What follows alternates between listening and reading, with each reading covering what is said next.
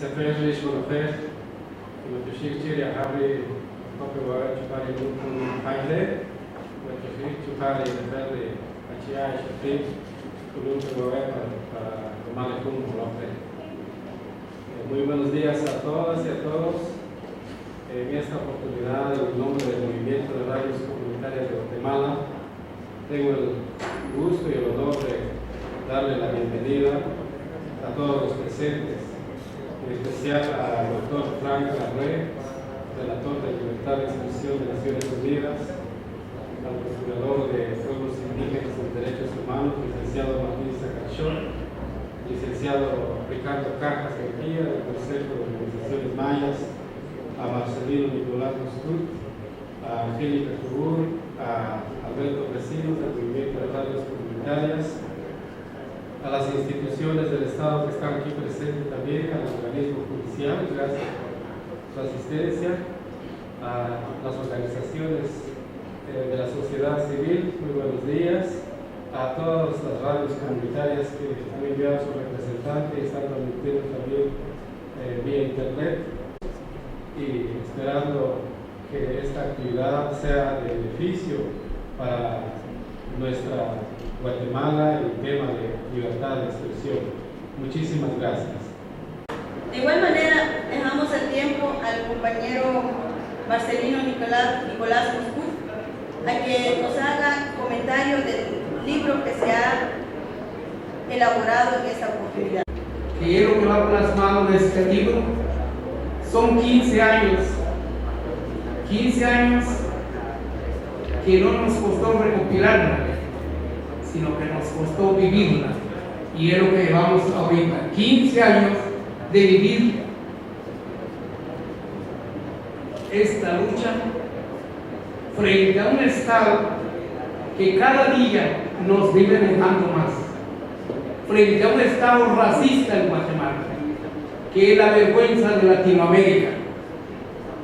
Todos los países de Sudamérica, Argentina, Bolivia, Venezuela, Colombia, Ecuador, entre otros, se reconocen a las radios comunitarias o radios indígenas.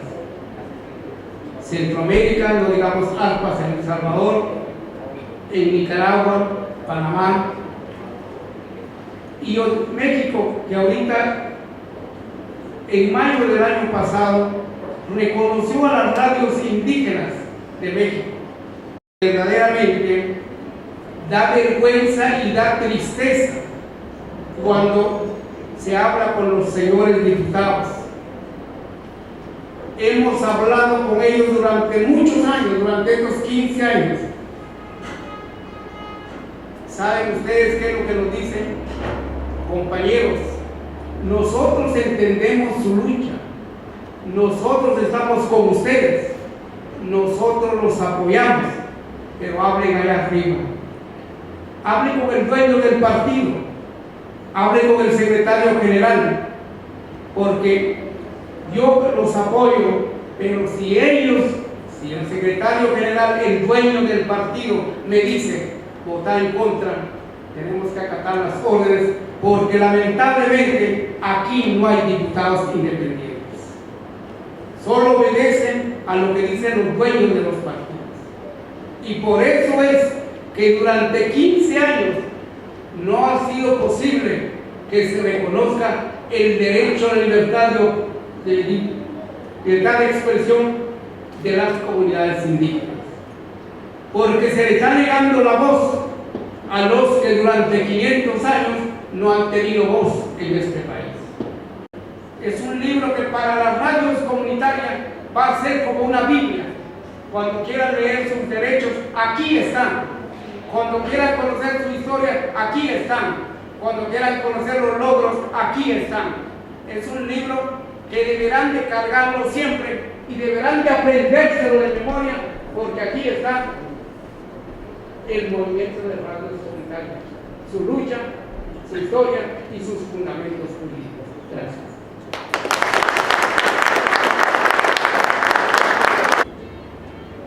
Hace 2 años y medio empezamos a conocer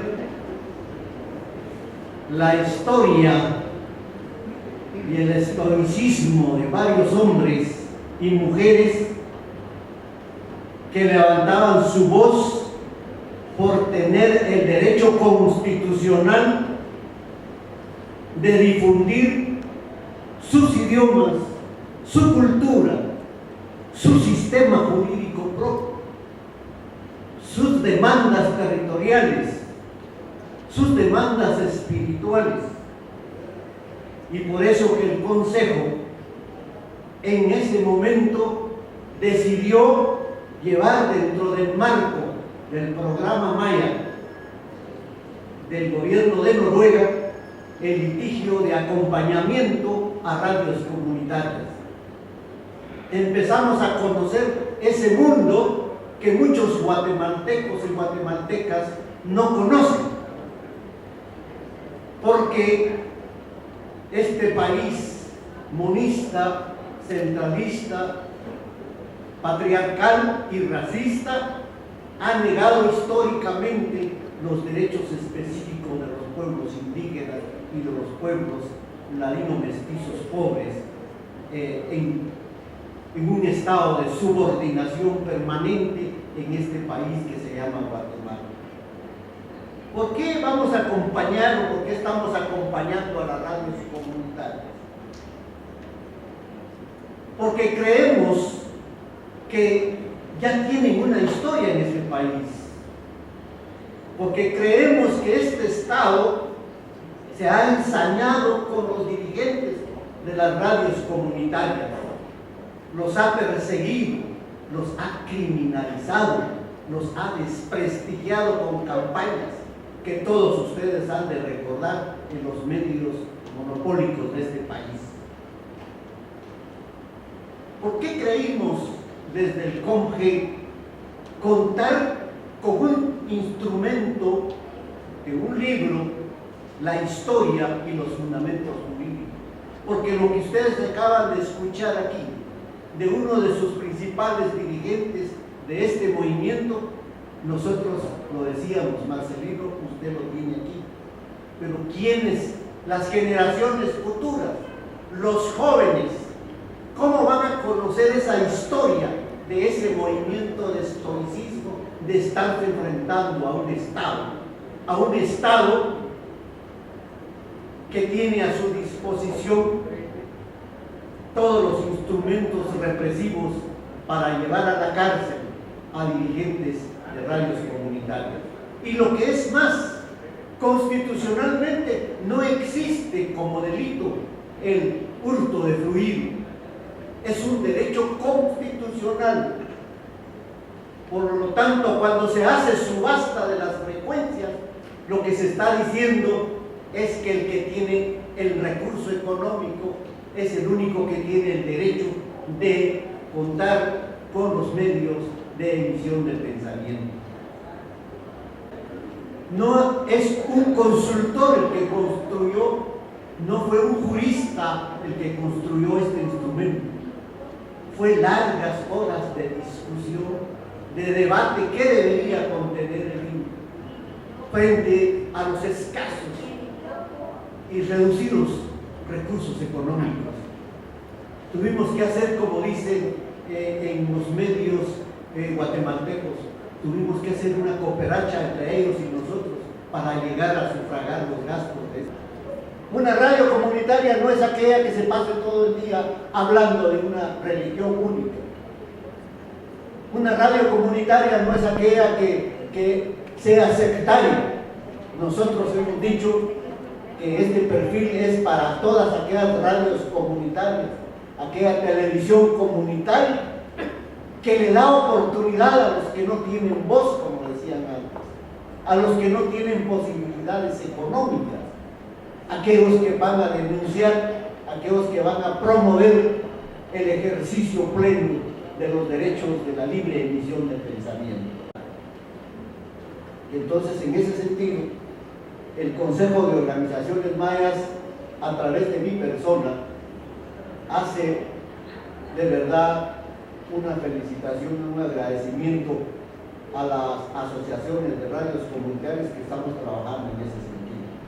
también a la cooperación, que ha entendido que esta es una lucha no del CONPE, no de las radios comunitarias, es una lucha de los pueblos indígenas.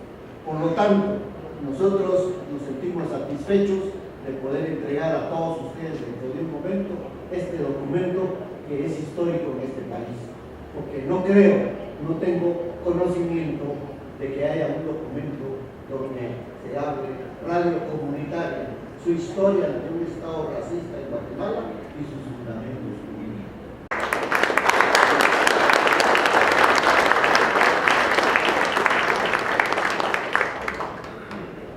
Y pues para mí es un gusto llamar en este momento a este lugar a Frank Larroy, relator de Libertad de Expresión de las Naciones Unidas, y vamos a hacer entrega de este ejemplar que sabemos de que estando en sus manos para nosotros es un gran apoyo y esperamos siempre tener este apoyo de él, ya que ha sido una de las personas que ha apoyado el movimiento de radios comunitarias, así de que le vamos a hacer entrega de este ejemplar.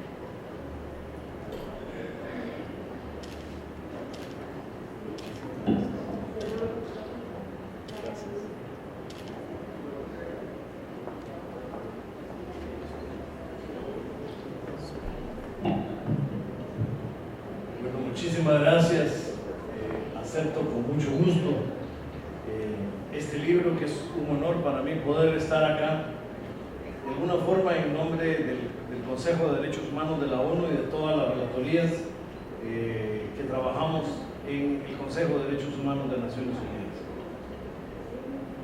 A los amigos de la Asociación de Radios Comunitarias de Guatemala, a CONGE y a las demás organizaciones que han estado trabajando en esto arduamente, que además son viejos amigos de lucha contra la discriminación y el racismo que ha proliferado en nuestro país, en Guatemala, me suma el placer ahora de felicitarlos por esta lucha resumida y reunida en este libro.